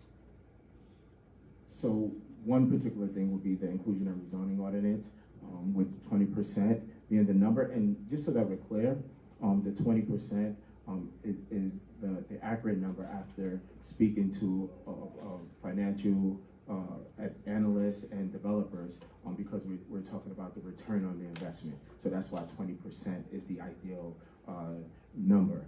In terms of moving forward, I appreciate a lot of. Can you repeat the question once more so that I answer it directly? Yeah, so the question is, when we're looking at your vision for responsible development in the next 4 years, what will you do to ensure that residents' interests get priority and not those of the developers? Right, and so for instance, when it rains, like, it doesn't even have to be a lot. There's so much that happens to, like, flooded basements and things of that nature. So making sure that there's a holistic approach when we're talking about green infrastructure, right? At the end of the day, you know, the administration just passed a stormwater ordinance, and we're grateful for that, right? So thank them for passing it. But we want to make sure that there's a holistic approach, because right now it's for redevelopers, but we need to examine the coding, the codes, the regulations to ensure that, no, right now is for flood areas. I'm sorry, it's only for flood areas. But we need to go back in to make sure that that the codes and regulations go for all of the houses. Yeah, permeable surfaces. And the reality here is we want to make sure that there's a holistic approach, that we're not operating in silos and having different standards for different people based on their wards. That we want to ensure that there's a holistic approach so that we're one Jersey City, and that we're helping people all around the city and not just in certain parts of our city. Yeah. Thank you, Louis. Responsible development to me is also multifaceted. First, there's a resiliency and sustainability compartment to it. It's the reason why we're endorsed by the New Jersey League of Conservation Voters and Environment New Jersey, which is very, very stringent and difficult to get an endorsement because we've been very, very conscious of creating a greener city and moving the city forward on that front and being a leader. The IZO and affordability is very, very important as well. We touched on that at length through this conversation about what works. I'd like to get closer to what Bayfront is where possible. With Bayfront, we're doing 35%. If the economics support it, the more, the better. And responsible development includes a lot of affordable housing. We also need responsible community give back. So just in this area, you think about the Pompidou and the Lowe's and the Apple Tree House and the park that Laura just mentioned by the courthouse. There's a lot of opportunities to leverage the development for community give back. So I think that's important. Union labor, we worked very, very hard to encourage the developers and the unions to hire local minority residents here in order to be part of the union. So it's responsibility of us to make sure that they're working on those projects. So that's responsible as well. And then finally, just infrastructure. Whether it's schools, whether it's sewers, whether it's transportation infrastructure. As we grow, we need to think about the ways that we're improving that infrastructure. We're doing $1 billion with a B right now of sewer work throughout the city. We need to figure out how ways to offset that cost towards the private side where possible on the development front. So I think it's a multifaceted conversation, and responsible development means a lot of different things. All right. Go ahead. No, and just making sure, right, that we hold the developers to a standard, right? So for a while, developers were able to erect huge buildings and not necessarily pay their fair share. And so making sure that developers are being held to a standard and held to the ecosystem, right? And not just their particular building. So the standards of the storm water ordinance are awesome, but also ensuring that they know that they're responsible for transportation, that they are also responsible for education in our communities, know that they're responsible for other things that make up our community, because essentially, right, we're giving them too many passes, and we have given them too many passes, and that will change under my administration. So look, I mean, we phased out tax abatements and we've moved all of them to conventional taxes. That never happened before. That happened under our watch. Tax abatements in the city have been granted since the mid to early 1990s. And we are the first administration to actually cancel tax abatements. We actually hold them accountable and actually have canceled several of them. It's the reason that 32BJ, the union, SEIU, has endorsed me, because when they weren't responsibly treating their workers, a little nuance of their janitorial staff, we're the ones that came after them aggressively and canceled their tax abatements and held them accountable for that. So look, I think that we are doing a lot on that front, and we're going to continue to do a lot on that front. And responsible development means a lot of things, and those are partnerships with the community. It makes it a lot easier to have the Journal Square, as an example, community association, because your voice matters and gives us the ability to leverage certain things. And we've been in that partnership over the last 5 years. So, I'm hopeful to continue the path and continue working together on that front. And essentially, my goal will be that the big business or the big developers, that many of what's happening get to the most vulnerable of the population. That's going to be the goal when it comes to that. Okay, and this is a pretty straightforward one, I believe. So Kate Lawrence, Director of the Sustainability Office, recently left to join the Port Authority of New York and New Jersey.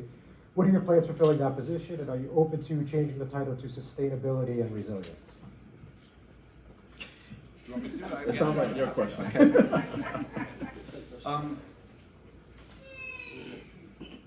I've been fortunate to be able to recruit and attract a lot of really talented people to work on our team here in Jersey City. From our director of HEDC, who went to Cooper Union and Harvard and worked in the private sector, to our director of HHS, who has helped and lead on the COVID response, and her resume is second to none, to our director of public safety. You look at our BA who left to run Kansas City. Why? Because the jobs ultimately that they're being offered are multiples of what we pay here in Jersey City. Use Brian as an example. We recruited him, pushed him through the whole process. We were paying him $160,000. Kansas City offered him $280,000 to be the leadership there, the same position. Of course we can't match that. But every director and leadership position, we are woefully underpaying relative to our peers, relative to Newark, relative to New York City. And so when you have Kate Lawrence, who was a great resiliency and sustainability leader, one that we recruited and worked with for years, she was a division director, ultimately getting paid $90,000 in a leadership position. And we've brought people up to $90,000. And I know some people would say $90,000 is a lot of money, but $90,000 when you're recruited immediately because of your resume for 120, 130, 140, that's the challenge. So residents need to have an honest conversation around what we compensate division directors, department directors, leadership, and how do you retain talent beyond just giving them perks like City Bike and things that we try to do, real, tangible, meaningful progress. And that's a hard conversation because people don't want to hear it, but that's the reality. We are good at attracting talent. We are good at grooming talent. We've been lucky on that front. And I think it's largely because of the progress you see in the city, and a lot of these people want to be a part of the progress that you see in the city. But ultimately, when they get that experience and somebody comes, like in the case of Kate, and they say, hey, I'll offer you more money, a lot more money, we just don't have the means today to address that. And that's really what we need to be doing. We've adjusted a lot of division director salary. We did a salary study. We moved all of our women on parity. Division directors across the board that didn't exist before now are level. We've spent a lot of time and resources on that, but we're still not where we need to be relative to everybody else in our surrounding area and cities. And the best example is the Kansas City one. I mean, we're just woefully underpaying relative to our peers. Thank you. Rose? And so I hear you, Mayor Fulop, and it makes sense to me, right? In terms of paying folks what they're worth. I want to stretch this though, because I brought up the conversation about you having, your directors are mainly white. How do we fix that? Because when you talk about outcomes, it has real life outcomes on the ground in Jersey City, because our leadership does not reflect, the community. And although you talk about, great outcomes, we really need to address that we could. So is there a way to still get great outcomes and have your leadership represent the people who live in the community? I think we constantly need. Let me just take a step even further back. Our leadership has been constantly changing, and it's a snapshot in any moment in time, whether you say it reflects or doesn't reflect the city that it's serving. It's been consistent. No, wait a second. Let me finish. I didn't cut you off. Sorry. There were articles touting the diversity with regards to gender in Jersey City, that most of the leadership positions in our administration are women. Women run every important function in city government: HHS, HR, HEDC, JCRA, Housing Authority. I mean, you go on and on. Our two deputy mayors were both minority. We have no deputy mayors right now.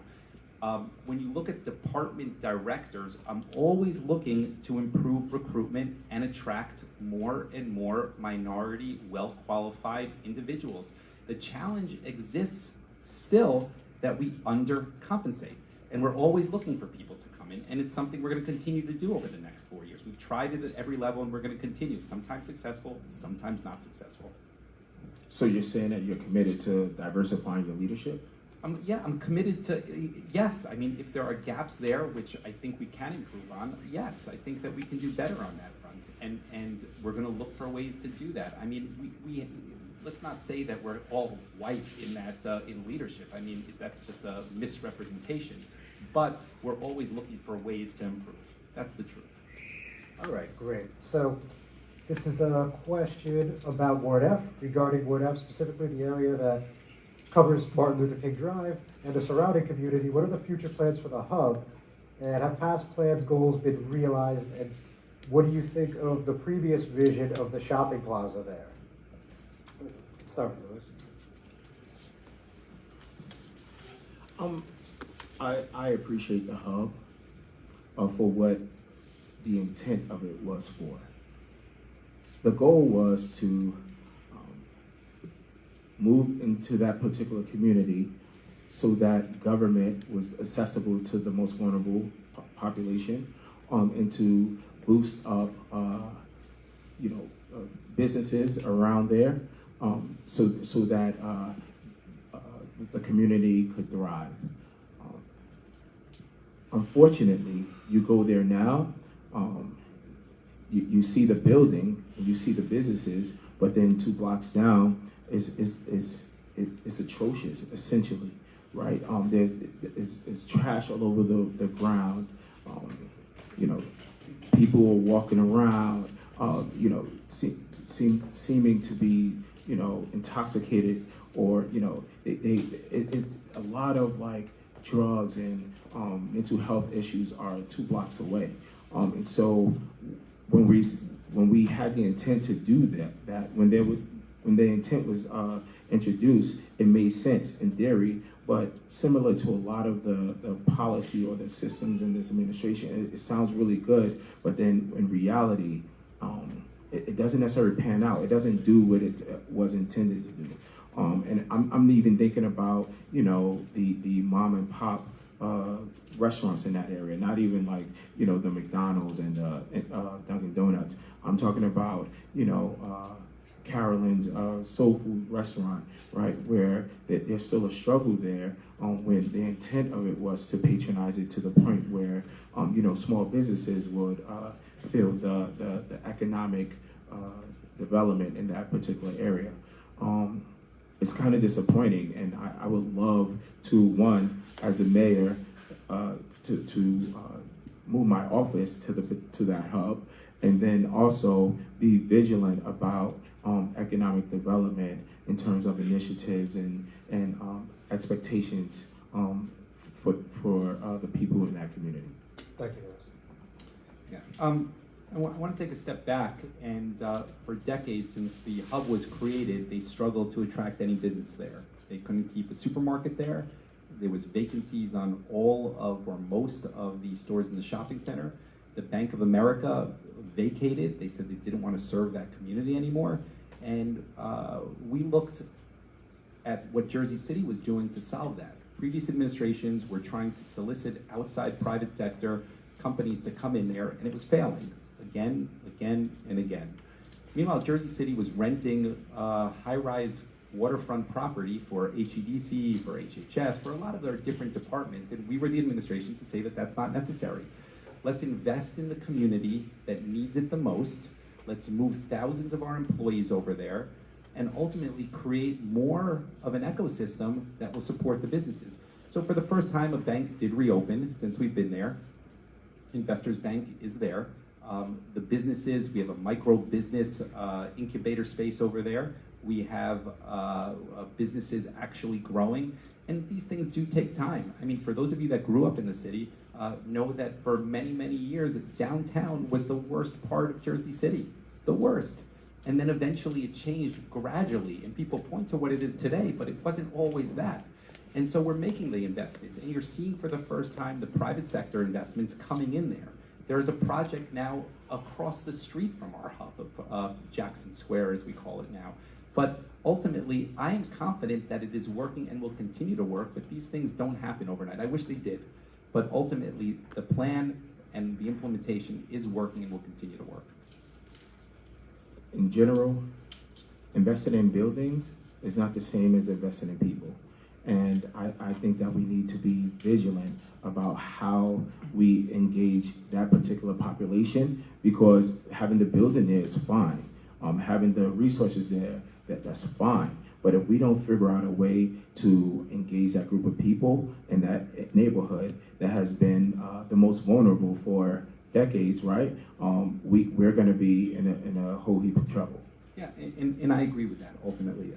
I don't disagree with anything you said, and I think we're doing both. I mean, we talked a lot about social services and homeless outreach and anti-violence and policing issues over the last hour and 45 minutes, and those were good conversations. But going back to the earlier point, it's not an either or. You can do both, and creating that economic activity, which ultimately will spark more small businesses, hiring local residents, that is a long-term plan. It's not a short-term plan. And at the same time, you need to be providing those social services and partnering like we're doing. So I don't disagree with your point on that. No, I'm just saying, in theory, it makes sense, right? That you would do that for that purpose. But when I'm saying what it looks like on the ground is a total opposite. And so, you know, I wish that we were more vigilant or as vigilant in that area as we are downtown or in Ward C, for instance. Okay. I mean, all right, Elizabeth, go ahead. All right, thank you. So, yeah, we're short on time, so try to squeeze in two more. So this one's, I think, relatively straightforward. So quite a few questions here about bike and pedestrian safety.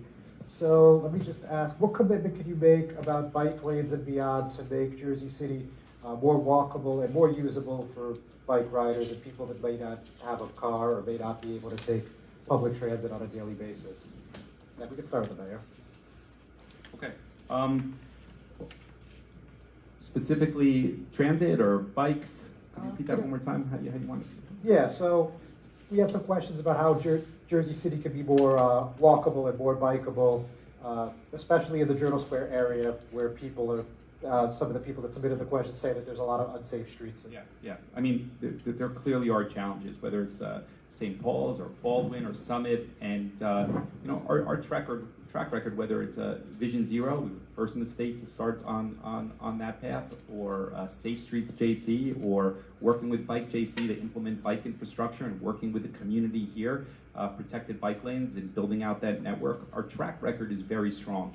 And our plan over the next year and 2 years is to continue to build that out. I've expressed that I am a proponent of the bike lanes on Summit and Baldwin and rerouting that. And I want to work with the council person and the community group here in order to make that a reality. But ultimately, we need to have consensus with the community on that. We've been in conversations around St. Paul's on how to make that safer. And I think we have a roadmap on that as well. But we need to build some consensus there, which doesn't always happen overnight. So walking in safe streets, priority. Our track record is good. And we just need to continue to build on that. Okay, thank you, Louis. In terms of the bike lanes, I think we need to be vigilant about improving the ecosystem so that folks don't necessarily need their cars. So I know, for instance, there's essentially a food desert in Ward B, for instance, where folks don't have access to quality, affordable food, right? And so we're asking them to use bikes to get rid of their cars. But the reality here is, if they got rid of it, it would be very difficult to get food or basic necessities.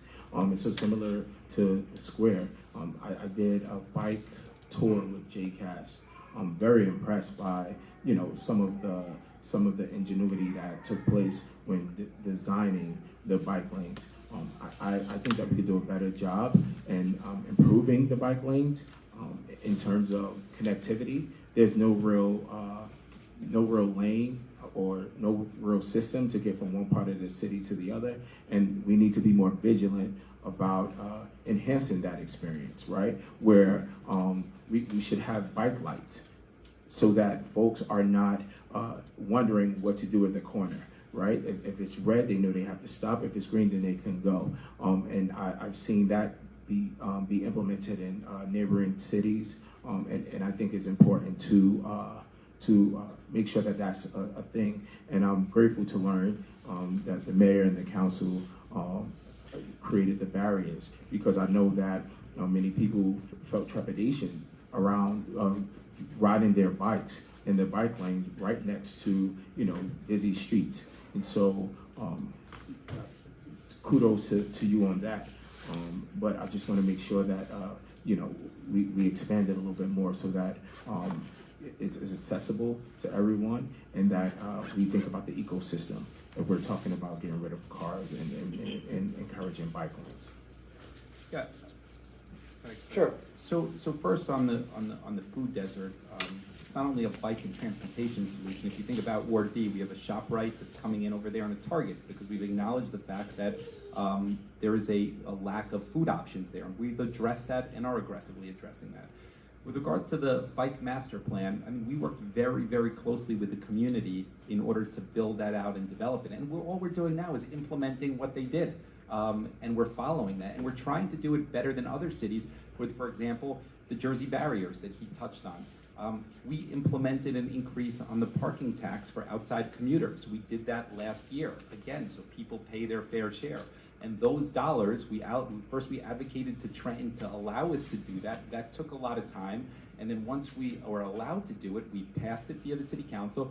And those dollars are funding some of the safer infrastructures around safe streets. So we're gonna continue on that road. I think that we've done a very, very good job on that. And until you see crashes and fatal crashes driven down to zero, we're not satisfied. But you think about here specifically in Journal Square, I mean, the reality is that I would hope to have a really honest conversation with all of you and some of the neighboring communities about how do you make these streets safer? Because we all know what's here, it's car dominant. And it shouldn't be car dominant, not where we are today on top of mass transit. And those are the types of things that we're looking to kind of continue on the road on and make better. All right, so obviously we're already past noon, wanted to just try to squeeze a little more in, but a lot of great questions. We're just gonna go to closing statements now. So 2 minutes each, and Louis, you could close since the mayor started off. Yes. Louis Spears, born and raised here in Jersey City. I'm a dad. I am a husband. I am a former educator, leader, community activist. I am all of that, and I am you. And I just need you to know that whenever implementing policy, I'm gonna make sure to think about you guys as I do it. Here's the reality. I grew up, born and raised here. And so I was able to feel and experience when policies didn't affect the people, didn't positively affect us, right? So when things didn't happen in the school system, I felt it because I was in the public school system. When policies around affordable housing were made back in the day, I felt it because I lived in public housing, right? And so I want each of you to know that we're one Jersey City, and that whatever policy that I implement, I'm gonna think about you. When I was 17, I did the debutante cotillion. And interestingly enough, we had to learn how to waltz. This little black kid from the hood, as we would say, on the hill, learning to waltz. And when I first started learning, Miss Tish, who's about 83 years old in our community, and she's born in Booker T, all that good stuff, and now she's retired and she's living her life like better than any of us, I promise you. 83 years old. And so she goes, when she was teaching me how to waltz, we're dancing and my head was down and I kept on stepping on the young lady's foot. And she goes, Louis, put your head up and lead her. I'm like, how do you do that? Like, I don't want to step on her foot, right? And then she goes, Louis, this is how you do it. And so she explained it to me, right? And then she showed me how to do it. I won Mr. Escort that year. And I was really proud of the Start wrapping it up. Yes. I won Mr. Escort that year, and I was really proud of that. And so when I saw Miss Tish the other day, she goes, are you still walking with your head up and leading? And I said, absolutely. I'm going to do that until the day I die. And so I need you to understand that that's the leader that you're going to have in Louis Spears for the next 4 years if you choose me to be your mayor. Thank you, Louis. And Mayor? first, I want to say thank you to Journal Square Community Association. Thank you, John Heinis. And most importantly, say thank you to Louis. These sorts of dialogues are really, really important for the future of Jersey City. And it is important that we have an honest conversation around what we've done well and what we can do better. And that's the only way that the city will improve. I love this city. My family is in this city. I'm invested in this city. Like all of you, I have a stake in this city. And I know that we're on the right path. I think you could see it every single day. And I also know that the progress that we've made is very, very fragile. And my hope is that you give us an opportunity to continue the work in making Journal Square the heartbeat of the city and making Jersey City the best mid-sized city in the country. So thank you for coming out again, and we really appreciate Journal Square hosting this. Thank you. All right, excellent. Thank you. All right, really great. Just very quickly, of course, thank you to the mayor, thank you to Lewis, thank you to the Journal Square Community Association, Hudson County Community College for this opportunity, and appreciate all you that are here, that are watching online, for taking time out of your Saturday morning to participate in this discourse. Before we go, Jovita, just had a couple quick words. Hi, just on behalf of the association, we really want to thank you guys for your time. Like, we appreciate you guys.